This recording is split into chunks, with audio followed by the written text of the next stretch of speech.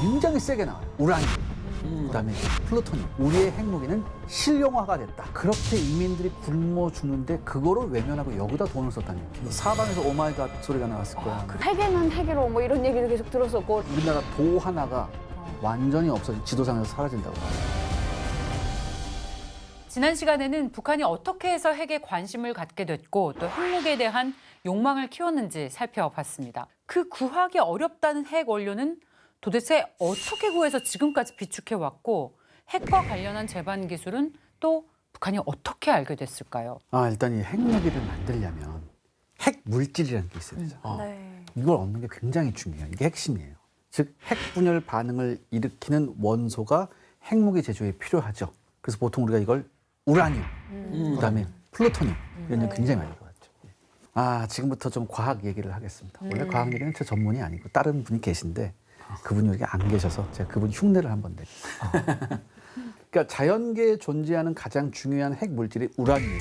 근데 이 우라늄은 우라늄 235하고 우라늄 238이라는 물질이 있어요. 이 우라늄 안에 보면. 근데 중요한 건 핵 분열을 일으키는 것은 우라늄 235예요. 근데 그 우라늄 덩어리에 우라늄 235는 단 0.7%예요. 비중이 적네. 나머지는 핵 분열을 못하는, 핵 분열을 안 하는 우라늄 238이에요. 그리고 가동비가 안 좋은 소재네요. 예, 굉장히 안 좋죠. 거의 없으니까 구하기 힘들겠어요. 그렇죠. 그러면 근데 이 0.7%를 그냥 이제 분열시키면 이게 핵무기급 위력을 발휘하느냐? 이게 또 아니거든요. 이게 0.7%가 아니라 적어도 2%, 많게는 5%까지 어떻게 농축을 시켜야 돼요. 그래서 우리가 우라늄 농축 시설 이런 얘기 굉장히 많아요. 여기서 나와요. 진짜 많이 들었는데 그래서 그 얘기를. 세트로 네. 나오는구나. 그러니까 북한의 영변의 그 경수로형 그 원자로에서는 10% 저농축 우라늄을 연료로 사용했다고 해요. 네. 그럼 저농축으로만 쓰면 네. 무기화될 염려는 전혀 없다고 봐야 되나요? 네, 이게 아까 핵 분열을 하는 게 우라늄 235라고 그랬죠? 이 우라늄 235가 농축을 해서 보통 90에서 99% 정도까지 돼야지 엄청난 폭발력을 일으킬 수 있는 핵 분열이 가능한 거죠. 근데 저농축 우라늄만 쓰면 네. 그것까지는 안 가니까 네. 의심은 안 받죠. 그다음 의심할 필요도 없고. 네. 그러니까 93년에 IAEA가 왜 사찰을 했느냐? 자꾸 북한이 이런 고농축 시설을 짓는 것 같은 거예요. 그럼 뻔하잖아요. 그렇죠. 근데 이거를 그렇죠. 북한이 어떻게 알게 됐죠? 소련은 절대 알려주지 않았을 것 같고요. 북한도 사실 자체적으로 인력을 굉장히 많이 양성을 하려고 했었어요. 그래서 뭐 일본도 유학 보냈다 오고 뭐 소련도 유학 보냈다 해서 나름 네. 우수한 인재를 또 키우는 네. 거죠. 그러니까 쉽게 말해서 이렇게 생각하시면 돼요. 북한은 당시에 가지고 있던 국가 역량 거의 대부분을 여기에다 쏟아놨습니다. 이런 거엔 장사가 없어요. 독재 국가니까. 그렇죠. 그렇죠. 독재국가는 그게 가능한 것 같아요. 그 다음에 과거에 파키스탄이 북한에 원심 분리기를 판매합니다. 이 원심 분리기가 뭐냐면 농축을 시키려면 물질을 분해해야 되잖아요. 원심 분리기를 분해하는 겁니다. 근데 이게 굉장히 좋은 원심 분리기를 북한에다 판매를 해요. 그 당시에 이게 국제사회가 감시가 심했거든요. 그래서 이거를 이란에다가 제공합니다. 처음에 이란에다 제공을 하고 이게 다시 중국 기술진이 가서 설치를 해요. 근데 여러분 아시죠? 북한과 이란의 관계는 굉장히 끈끈했던 거 제가 지난번에 한번 말씀드렸어요. 네. 이란이 오. 북한 친구, my friend. 그래서 이런 굉장히 복잡한 과정을 거쳐서 굉장히 중요한 기술과 장비를 북한이 들여오게 됩니다. 제가 거듭거듭 말씀드리지만 모든 능력을 다 쏟아본 거예요. 어떻게든 이걸 성공시켜야겠다. 더군다나 이 90년대 중반부터 여러분 아시죠? 이때 시절 때 북한의 고난의 행진 거의 이무력이 그렇게 인민들이 굶어 죽는데 그거를 외면하고 여기다 돈을 썼다는 거죠. 그래서 농축 우라늄은 중동으로부터 얻었습니다. 네. 친구 국가들한테. 그럼 플루토늄은 어떻게 얻었나요? 제가 아까 철원 우라늄 99%가 우라늄 238이라고 했죠. 얘는 핵 분열을 안 해요. 네. 안 하는데 여기서 이제 경수로, 중수로가 나오는데 중요한 건 중수로예요. 중수로. 경수로는 일반 물이고 중수로라는 건 그 물에다가 수소 원자를 하나 더 넣은 건데 이건 너무 복잡하니까 우리 생각하지 말고 이렇게 생각하시면 돼요. 중수로를 통해서 핵 분열을 시키면 여기서 나오는 폐기물을 가지고 이 폐기물을 가지고 뭘 만들 수 있다? 플루토늄을 만들 수 있어요. 이게 또 신박한 게 뭐냐? 투입한 우라늄 양보다 더 많은 양이 나올 수 있어요. 이 플루토늄 재처리하게 되면. 베풀려서. 그리고 중요한 건 이 재처리한 플루토늄은 핵분열이 가능해요. 핵폭탄이 가능하다는 얘기죠. 그게만. 그러니까 우라늄을 농축시키는 것보다는 훨씬 훨씬 더. 손쉽게 얻을 수 있습니다. 플루토늄. 과정이 훨씬 손쉬워요. 그러니까 이렇게 돼서 이제 재처리를 해서 플루토늄 얻으면 이게 굉장히 위험하잖아요. 그래서 예전에 네. 제가 지난 시간에 말씀드렸죠. 소련이 핵 연료 이제 제공해줬다 북한한테. 근데 나중에 연료 재처리도 소련이 도맡아서 해요. 이때는. 플루토늄. 예전에는. 예. 혹시 북한이 재처리해서 플루토늄 얻을까봐. 활용할까봐. 야 재처리 야 니네가 하지 마. 그냥 하면 저 내가 다 할게 알아서. 그러니까 넌 신경 쓰지 마 이러고. 그러니까 소련 혹시 모르니까 아예 사전에 차단을 네. 해버린 건데 그렇다면 당시 북한에서 핵연료 재처리 기술이 없었던 거 아닙니까? 어떻게 네. 플루토늄을 얻죠? 그러니까 처음에 소련이 손도 못 대게 하니까 이제 북한은 플루토늄의 풀자도 구경을 못했어요 처음에. 86년까지는 그것도 못했어요. 근데 79년에 뭐가 있었냐면은 북한이 개발한 원자로가 하나 있었습니다. 이게 오메가 특급 출력의 북한산 원자로가 있었는데 이게 86년 1월부터 가동을 시작해요. 그리고 88년부터 이 핵 연료 재처리를 위한 소형 재처리 장치를 개발해서 운용하기 시작해요. 근데 이 정도 가지고는 오메가 특급 가지고는 여전히 불가능한 거예요. 이게 불가능한 거예요. 핵무기 제조가. 그렇기 때문에 90년대부터 대형 재처리 장치를 북한이 만들기 시작합니다. 그럼 이 핵무기를 제조를 하려면 플루토늄이 얼마나 많은 양이 있어야 가능한가요? 우리가 원자탄이 사용된 게 이제 태평양 전쟁에서 히로시마하고 나가사키에 떨어진 거죠. 히로시마에 떨어진 건 우라늄 원자탄이고요. 나가사키에 떨어진 게 플루토늄 원자탄이에요. 위력은 이 플루토늄 원자탄이 더 컸어요. 20킬로톤 정도 됐었고. 근데 이때 20킬로톤 정도의 이 폭발력을 가지려면 플루토늄이 약 7kg 정도 필요합니다. 근데 북한이 92년에 IAEA 사찰을 받을 때까지 5년 동안 5메가와트급 원자로를 가동했잖아요. 그 사이에 국제사회는 어떻게 추측하냐? 북한이 약 15에서 25kg의 플루토늄을 추출했다고 판단하고 있어요. 5kg. 그럼 뭐 7kg 하면 어떻게 되냐? 3, 7, 21. 그러니까 일단은 3개 반 정도 되는 거죠. 네, 세 개 반. 그렇죠. 예. 오케이. 그러니까 이렇게 되니까 북한이요. 2000년대에 들어오니까 이제는 북한은 숨길 게 없는 거죠. 이때부터 공공연하게 우리는 궁극에 전략 무기가 있다고 얘기하기 시작해요. 핵을 가졌다라고 당장. 정말 실망 연속인데요. 미핵과 한다고 했더니 네. 계속 그러게요. 하고 네. 눈치 좀 안 보고. 네. 근데 걱정하는 거는 그때 그 당시 그 정도의 플루토늄 갖고 있었으면 지금은 더 많을 수도 있잖아요. 그러게요. 정확한 지적입니다. 아. 그게 무서운 겁니다. 정말 몇백 그때 킬로. 미국이 원하는 게 뭐였어요?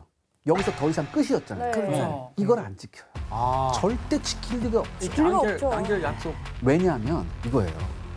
북한 입장에서. 자, 일단 제조에 성공했습니다. 근데 이때부터 다른 생각 들죠.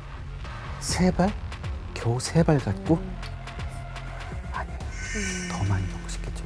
네, 2022년 국방백서에 의하면요. 현재는 70kg 정도의 플루토늄을 북한이 가지고 있다고 이제 추정되고 있습니다. 북한은 핵무기를 만들 수 있는 요건을 갖춘 상태에서 핵개발 동결을 선언했습니다.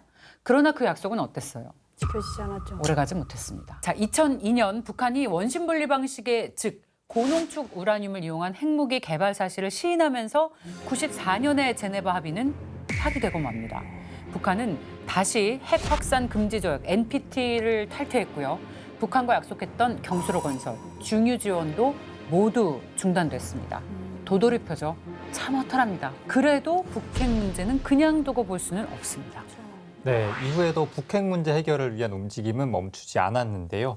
미북 회담부터 북일 회담, 남북 회담, 심지어 한국, 미국, 북한, 중국, 일본, 러시아까지 총 6개국이 참여한 6자 회담까지 이어졌습니다. 그러나 북핵 문제는 결국엔 해결되지 못했고요. 근데 이렇게 6자 회담까지 이루어졌는데 별 소득이 없었던 이유가 있을까요? 90년대 북한의 핵을 바라봤던 그 미국의 시각이요. 2000년대 들어서는 완전히 달라졌죠. 90년대에는 어땠습니까? 이게 공산권이 무너졌잖아요. 네. 또한 북한이 그때는 핵을 몇 발 가지고 있지 않다고 생각했어요. 그래서 여기서 끝나면 된다고 생각했었죠. 위협적이지 않아. 그러니까 그렇게 이게 신경은 좀 쓰이지만 그래도 우리 주한미군도 있고 이렇게 뭐 이렇게 있으니까 뭐 그렇게 큰일은 없을 거라고 생각했죠. 그런데 2001년 미국에서 굉장히 큰 사건이 터지면서 북한에 대한 미국의 생각이 완전히 바뀝니다. 뭘까요? 9/11 그렇죠. 바로 9.11 테러였습니다. 충격. 전 국민 다 충격받았죠. 네.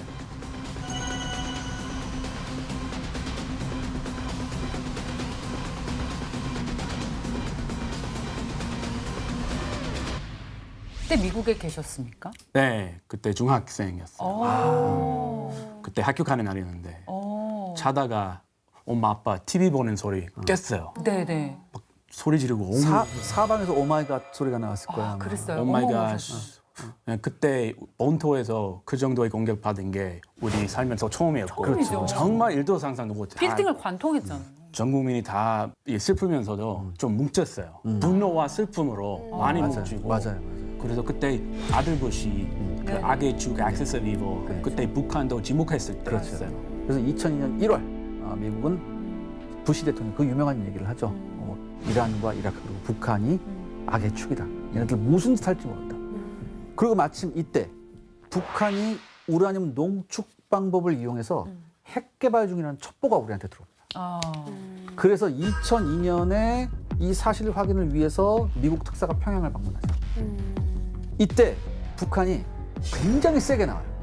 지금 우라늄 농축 보고 있는 거야? 우리 더 무서운 거 있는데? 사찰 온 사람한테 그런 얘기. 대놓고 위협하고. 우린 니네가 상상하는 것보다 훨씬 더 무서운 게 있는데 어떡할래 이런.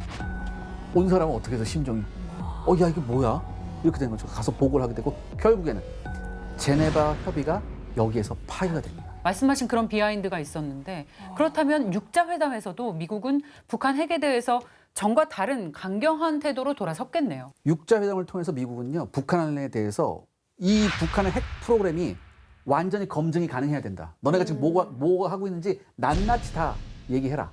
그 다음에 더 이상 핵무기를 만들면 안 되고 돌이킬 수 없는 핵 폐기가 이루어져야 된다. 근데 이거는 미국으로 봐선 굉장히 강한 얘기고 입장을 바꿔놓고 보면 북한에서는 뭐라고 하겠어요? 북한이 항상 하는 말 있죠. 오케이, 내가 생각해 보겠는데 일단 내가 생각을 해보기 위해선 너네가 나한테 뭘 줘야 해. 또 알아. 1번부터 10번까지는 당장 필요한 거죠. 나머지는 옵션이야. 뭐 이런 식으로 얘기를 해요. 자세하게. 네. 이때 막 저도 북한에 있었을 때인데 엄청 미국에 대해서 막 안 좋게 얘기를 하고 악의 축 그러니까 얘기는 네. 했어요. 악의 축이라고 우리를 얘기를 했다. 네. 미국이 그렇게 얘기를 했다고 하니까 미국에 대한 또 막 그런 조개심만 그랬었고 막 엄청 욕을 하고 뭐 부시에 대한 비판이 그때 엄청 났었어요. TV에서 막 대놓고 욕을 하고 저렇게 막 애들이 저 뭐예요? 네. 마치 저희 반공 포스터 같은 느낌인데요. 네, 그렇죠. 그러니까 북한도 나름 또 이렇게 대응을 한 것 같아요. 북한 내에서도 부시를 공격하는 그런 발언의 수위가 엄청 높아지고 대놓고 욕을 하고 막 이러면서 미국이 악의 축이다 막 이런 식으로 얘기를 하기도 하고 그랬던 것 같아요. 네.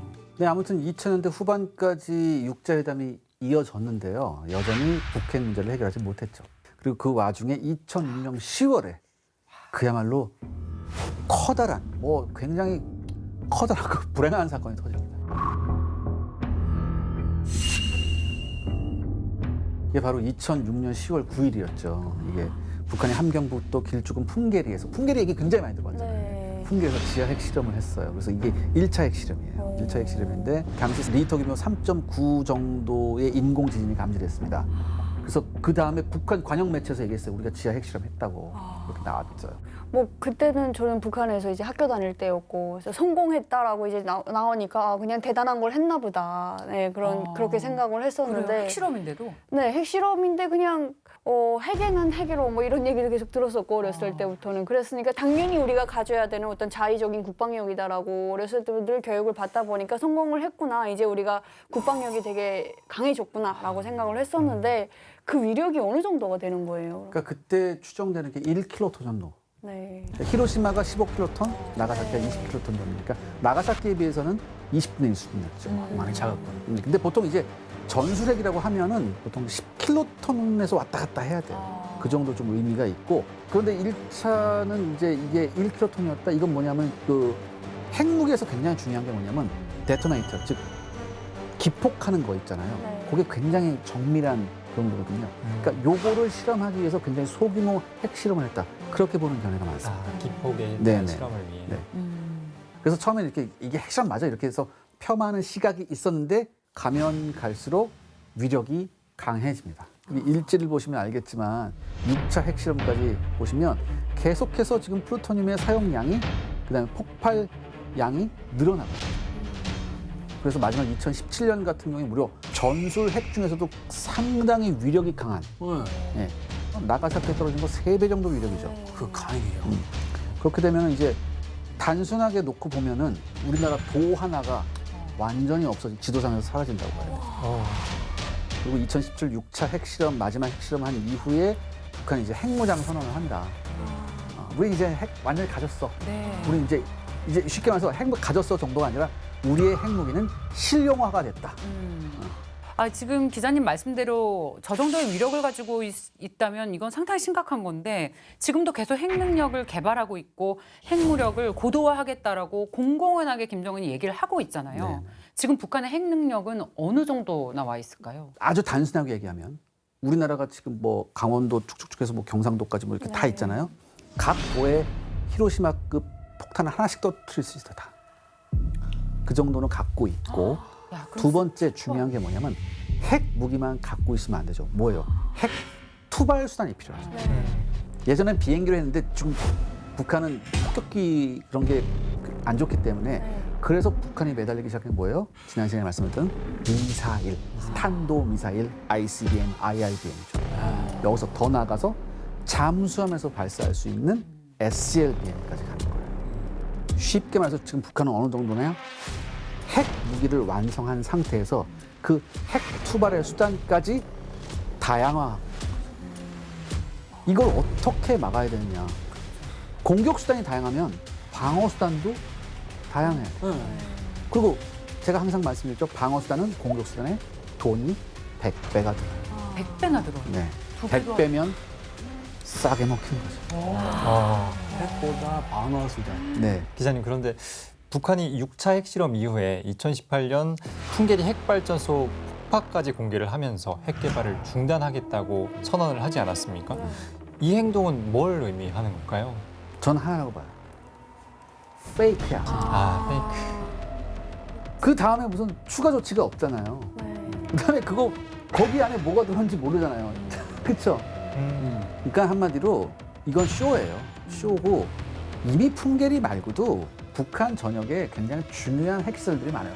트럼프가 김정은하고 만났을 때 왜 협상이 안 됐습니까? 숨기려고 했던 거 트럼프가 사진을 내미니까 깜짝 놀란 거 아니에요, 김정은이. 알고 있었죠. 이거 모를 줄 알았는데 이거 안 해? 미스터 킴 이건 어떡할 거예요? 오늘은 얘기 여기까지 하시죠. 그리고 나온 거거든요. 도망갔어. 그러니까 이걸 생각하셔야 돼요. 중요한 게 뭐냐.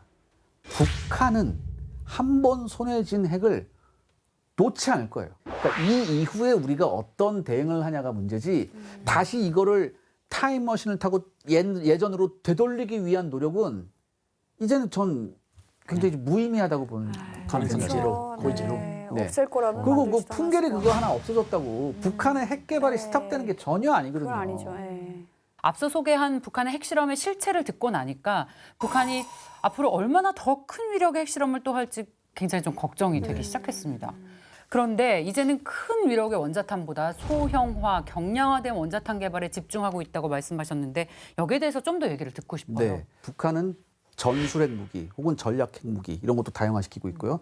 특히 전술핵 무기 같은 것은 이것을 경량화, 말씀하신 대로 경량화, 소형화하고 있어요. 여기에 굉장히 개발을 집중하고 있거든요. 신경을 엄청 많이 써요. 최근에 결과를 아마 공개한 게 있었죠. 올 초에 전술 핵탄도 화산 31 모습을 함께 보시죠. 잘하면 뭐 이제 차량에도 옮길 수 있는. 네. 핵탄두의 위력을 좀 과시하려면은 네. 그렇게 조금만 게 과시가 안 될 것 같은데. 이미 2010년에 한 번 했잖아요. 우리 이 정도 100킬로톤 정도도 가능하다 이렇게 얘기를 했고 그다음에 뭐냐면은 저렇게 소형화한 것을 여러 가지 투발 수단에 한다.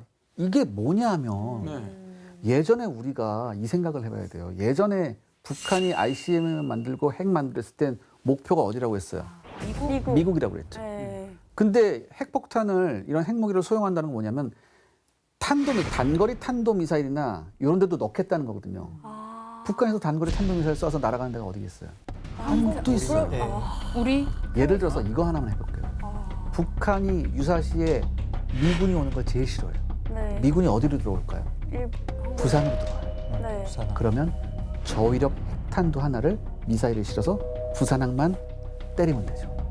그럼 부산항이 마비가 되는 거죠. 그러면 미국은 원활하게 증원 병력을 한국에 투입하는 게 쉽지가 않아요. 다른 항구를 찾아야죠. 그래서 요즘에 나온 게 뭐예요? 북한의 핵 어뢰. 지난번 열병식에 나왔죠. 네. 핵 드론이라고 하는 네. 수중 드론이라고 하는 예. 이건 잠수함에 쏘지 않아도 돼요.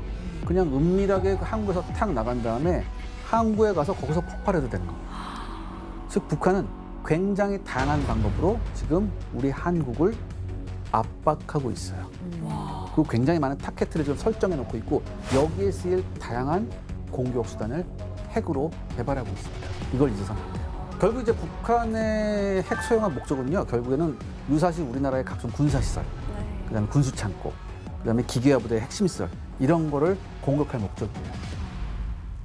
네, 그럼 앞으로 북한의 이 핵탄두 소형화 개발은 계속 이어지는 거라고 봐야 될까요? 네, 맞습니다. 북한이 핵탄두를 소형화 격려하는 이유죠. 이유는 뭐냐? 그러니까 이 고위력이 아닌 저위력 핵무기를 배치 운영하면요. 오히려 북한이 원하는 걸 더 많이 얻을 수 있어요. 예를 들어서 제가 말씀드렸죠. 저위력 핵 가지고 이런 거죠. 우리나라한테. 너네 도에다 하나씩 떨어뜨릴게. 우리 그럴 능력 있어. 너네 어떡할 거야? 너네 이거 안 가지고 있잖아. 그러니까 이런 걸 노리는 거고 그러면서 북한이 노리는 건 뭐예요? 이것 때문에 남남 갈등을 노리죠. 당연히 한쪽에서 뭐예요? 뭐 협상해야 되고 뭐 평화하자 이런 쪽도 있겠고 아니다 우리도 군사적으로 대응해야 되자. 왜냐하면 우리는 민주주의 국가에 살고 있기 때문에 누구나 의견을 낼 수 있잖아요. 근데 이거를 굉장히 남남 갈등을 조장할 수도 있거든요. 왜? 북한이 계속해서 강력한 위협을 하면서 분명히 싸우기 싫어하는 사람도 있고 대응하기 싫어하는 사람도 있잖아요. 그러니까 그런 걸 노리는 것도 있어요. 근데 그래서 우리도 최근에 미군이 부산항에다가 무기를 네네. 지원을 했고 네. 우리도 이제 계속해서 군사 연합 훈련을 강화하고 있고 네네. 이걸로 막을 수 없는 겁니까? 그러니까 이제 이런 얘기 있죠. 북한도 우리나라한테 핵을 썼다가는 공멸할 거다. 이런 얘기 있잖아요. 미국이 핵 우산을 제공해 주니까. 근데 미국이 핵 우산을 제공하겠다고 약속한 나라들은 몇몇 나라가 있어요. 나토도 마찬가지고. 나토에 핵 안 가지고 있는 나라가 많으니까. 그런데 좀 우리나라가 의미가 있는 게 뭐냐면 이걸 최초로 문서화해 줬거든요.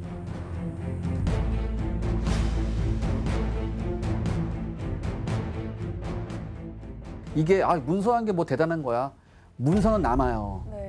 문서는 남거든요. 그렇기 때문에 이건 약속을 안 지킬 수 없어요.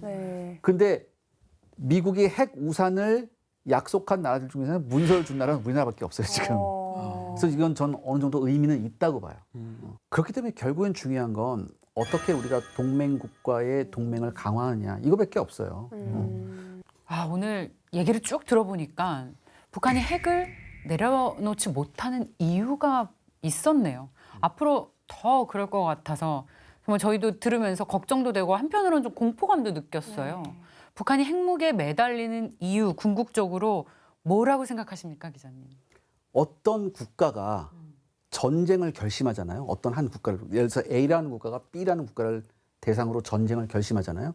그러면 네 가지의 우위가 있어야 돼요. 첫 번째 당연히 군사력의 우위가 있어요. 두 번째 이 군사력을 받쳐줄 수 있는 경제력의 우위가 있어요. 세 번째 국제사회를 자기한테 끌어들일 수 있는 외교력이 필요해요. 그리고 마지막으로 기술력이 필요합니다. 그런데 이 네 가지는 북한이 우리한테 우위를 점할 수 없어요. 재래식 전력은 이미 1979년부터 우리한테 뒤집어졌거든요. 그렇기 때문에 북한 입장에서는 뭐냐?